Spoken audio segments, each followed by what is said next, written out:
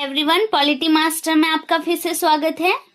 केंद्र राज्य संबंध की अगली कड़ी में हम आज प्रशासनिक संबंधों के बारे में विस्तार से पढ़ेंगे।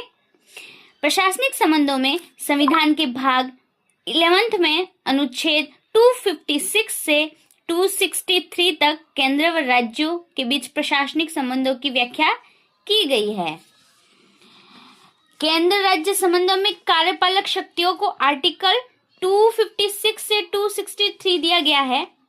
प्रशासनिक संबंधों में केंद्र एवं राज्य के मध्य प्रशासनिक शक्तियों का बंटवारा पढ़ेंगे, केंद्र का राज्य पर नियंत्रण पढ़ेंगे, केंद्र राज्य सहयोग पढ़ेंगे और कुछ आयोग एवं समितियों के बारे में विस्तार से पढ़ेंगे। केंद्र एवं राज्य के मध्य कार्यपालक शक्तियों का बंटवारा इस प्रकार रहता है।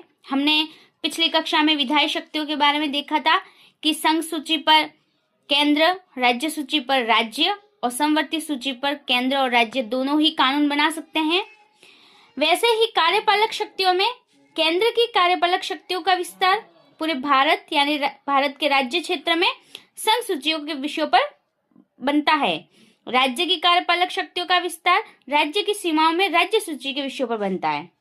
परंतु समवर्ती सूची पर प्रशासनिक विषयों पर कार्यपालक शक्तियों का विस्तार राज्यों का है। हालांकि इस सूची पर विधि दोनों बनाते हैं, जैसा कि हमने पिछली कक्षा में देखा था कि समवर्ती सूची पर राज्य और केंद्र दोनों ही मिलकर कानून बना सकते हैं, परंतु कार्यपालक शक्तियों का विस्तार सिर्फ राज्य ही कर सकता है। संविधान या संसद विधि द्वारा समवर्ती सूची के किसी कानून पर कार्यपालक शक्तियां केंद्र को दी जा सकती है, परंतु अगर संसद या कोई सांविधिक ऐसा कानून बनता है तो ही। आगे की कड़ी में हम देखेंगे केंद्र का राज्य पर नियंत्रण कैसे रहता है। आर्टिकल 256 के तहत संसद की विधि या राज्य में उपस्थित विधि को लागू कराने का दायित्व राज्य का होगा। आर्टिकल 257 के तहत राज्य अपनी कार्यपालक शक्तियों का प्रयोग कर सकता है। राज्य कोई भी ऐसी कार्यपालक शक्तियों का प्रयोग नहीं करेगा जिससे केंद्र का कार्य प्रभावित हो। माना कुछ ऐसा कानून या कुछ ऐसी कार्यपालक शक्तियों का विस्तार केंद्र राज्यों में करना चाहता है, पर राज्यों ने कुछ ऐसी कार्यपालक शक्तियों का प्रयोग कर दिया जो उसके काम में बाधा उत्पन्न करती है या उसको प्रभावित करता है, तो यह सही नहीं रहेगा।